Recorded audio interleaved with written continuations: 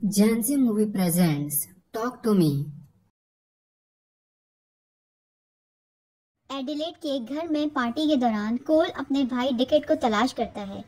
जब कोल डिकेट को ढूंढकर घर ले जाने की कोशिश करता है तो डिकेट कोल को चाकू मारकर जख्मी कर देता है और फौरन ही खुद को चाकू मारकर सुसाइड कर लेता है। यहाँ पर सीन चेंज होता है और 17 साल की मिया को दिखाया जाता है।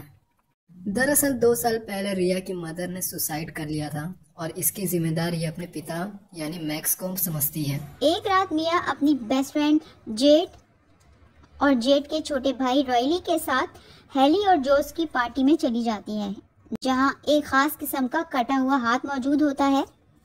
इस हाथ की खास बात थी कि अगर इस हाथ को पकड़कर कहो टॉक टू मी तो किसी भी मरे हुए इंसान की आत्मा कांटेक्ट करती है, और अगर ये कहा जाए लेट मी इन तो वो आत्मा इस हाथ को पकड़ने वाले के जिस्म में दाखिल हो जाती है।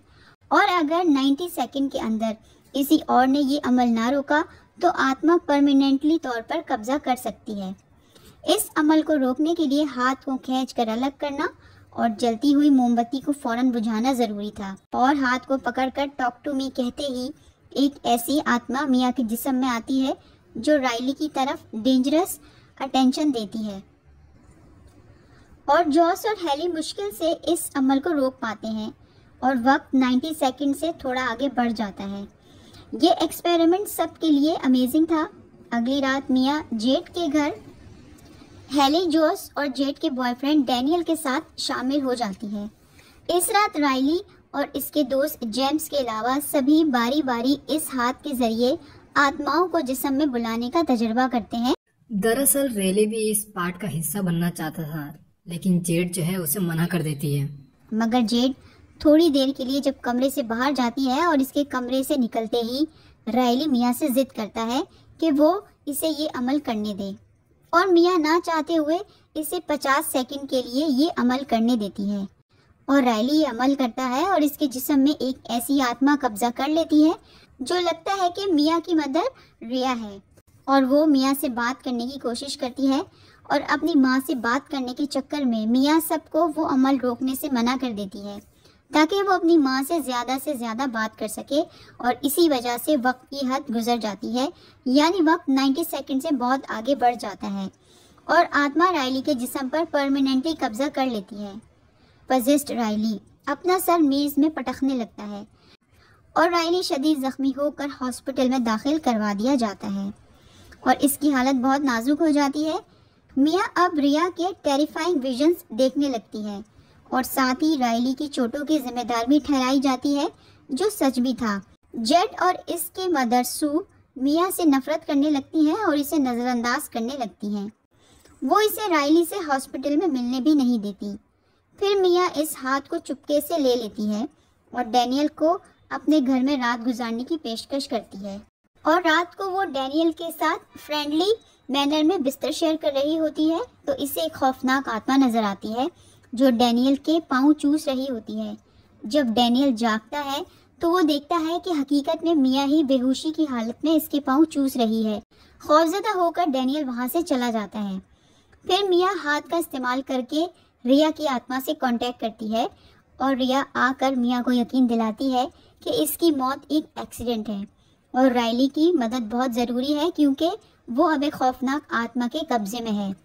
अगली सुबह राइली को होश आता है। सू और जेड टॉवल की मदद से राइली के जिस्म की सफाई कर रही होती हैं, और जब सू थोड़ी देर के लिए बाहर जाती है तब अचानक राइली भयानक हंसी हंसते हुए सुसाइड करने के लिए अपना सर दीवार में पटकने लगता है, यहाँ तक वो टाइल अपने सर से तोड़ देता है।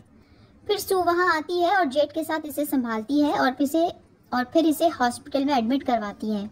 फिर इस हाथ की हकीकत जानने के लिए मिया के फ्रेंड्स कोल को तलाश करते हैं और आखिर इन्हें बहुत मुश्किल से कोल मिलता है और बड़ी प्ली के बाद बताता है कि एक जिंदा जिस्म नेचुरली तौर पर आत्माओं को निकाल देता है, मतलब राइली के जिस्म से आत्मा खुद निकल जाएगी। मिया घर आ जाती है जहां मैक्स इसे बताता है कि रिया की मौत एक्चुअली एक सुसाइड थी।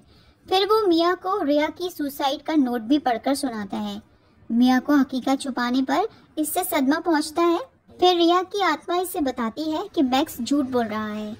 मिया को फिर ऐसे विजन्स आते हैं जैसे मैक्स इसे ब्रूटली तरीके से मार रहा हो, और एंजाइटी और पैनिक में मिया असल मैक्स को कैंची मारकर बुरी तरह जख्मी कर देती है।